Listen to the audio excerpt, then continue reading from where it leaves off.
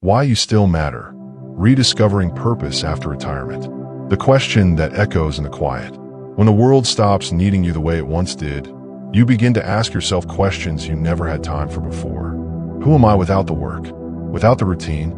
Without the constant calls, the deadlines, the titles? For decades, you showed up for everyone, your family, your career, your responsibilities. And now, as the noise fades and the calendar clears, you're left with something unfamiliar: silence. That silence can feel heavy, even painful, because beneath it lies a question that every retired heart eventually faces. Do I still matter? And the answer, though life whispers it gently, is a resounding yes. You matter now more than ever. The hidden weight of letting go. Retirement is supposed to feel like freedom, yet for many, it feels like loss. Loss of structure, loss of identity, loss of purpose. You've spent decades building a life around being needed, by a company, by colleagues, by family. When that need changes, it can feel like being erased from your own story. But here's the truth. You haven't lost purpose. You've simply outgrown an old one. Purpose doesn't vanish. It evolves. Purpose isn't found. It's remembered. When you were younger, your purpose wasn't complicated. It was joy. It was curiosity. It was connection. Then adulthood taught you to measure worth by output, by what you could produce, prove, and provide. But purpose doesn't live in achievement. It lives in alignment. You don't need a title to have value. You don't need an audience to make an impact. Sometimes, the greatest purpose comes quietly, through the lives you touch in small, unseen ways. The power of being needed differently. Maybe the world doesn't call your name in the same way anymore. But purpose isn't about who calls you. It's about who you show up for. There's a child who still needs your wisdom, a neighbor who needs your smile, a friend who needs your patience, a stranger who needs your story. You've spent a lifetime gathering lessons. Now, those lessons are your greatest gift. This is your second act, not of doing, but of giving meaning. The myth of productivity. We've been conditioned to believe that our worth ends when our work does. That retirement means irrelevance. But that's a lie built on the illusion that busyness equals purpose. True purpose doesn't demand a paycheck. It demands presence. You matter not because of what you do, but because of who you are becoming. Your calm, your patience, your wisdom. These are currencies of purpose that no one can retire from.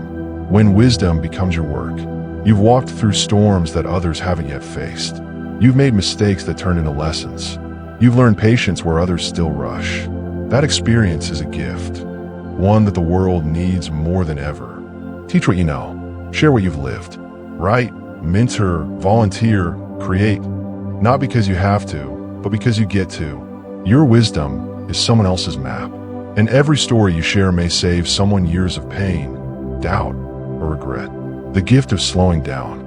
Purpose doesn't always roar. Sometimes it whispers through slow mornings and gentle days. In a world that's obsessed with speed, slowing down becomes an act of rebellion and wisdom. You start noticing what truly matters.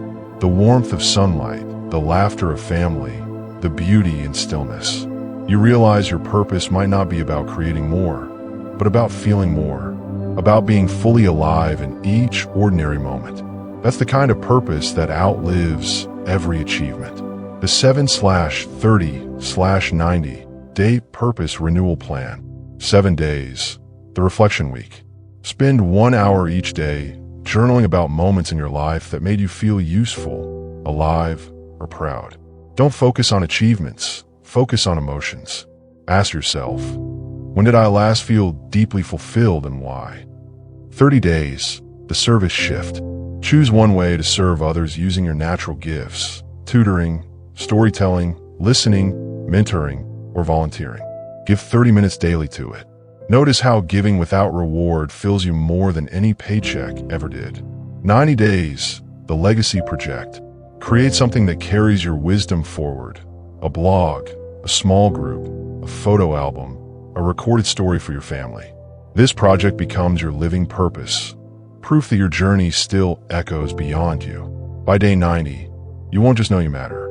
You'll feel it. When value isn't measured anymore. The beautiful thing about later life is that you no longer have to prove your value. You simply live it. Your smile is encouragement. Your patience is peace. Your presence is purpose. When you stop trying to be impressive and start being intentional, everything shifts. You realize that your existence itself is enough.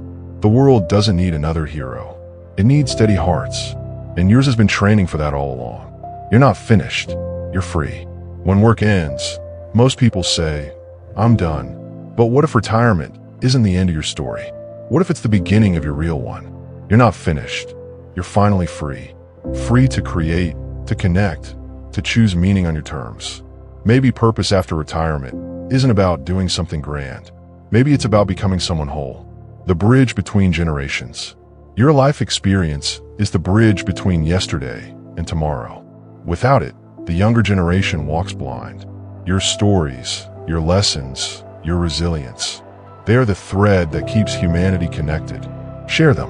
Tell your grandchildren about the world before screens. Tell your community what patience, honor, and love looked like when life was slower. Your words don't need applause. They need to be heard. And when they are, they remind people of something we've almost forgotten. Wisdom still matters. The quiet kind of purpose. Purpose doesn't always announce itself. Sometimes it's found in the garden you tend, in the friend you call, in the small acts of love that no one sees, but everyone feels. Purpose is not always loud. Sometimes it's soft, sacred, silent. It's in every kind word, every patient act, every moment you choose to give love instead of judgment. You may not notice it, but your light still changes rooms when you walk in. And that's proof enough that you still matter. The legacy of being. There's a moment in later life when you realize the best thing you'll leave behind isn't your money, your possessions, or your achievements. It's your example, the way you carried yourself through storms, the way you kept faith through fear, the way you loved even when it hurt. Those invisible legacies, kindness, wisdom, grace, they echo for generations. You don't have to build empires to leave impact. You just have to live with love. The final lesson, you were never meant to fade quietly into the background. You were meant to shine differently. The first half of your life was about building. This half is about being. You matter, not because of what you've done, but because of who you are when everything else falls away.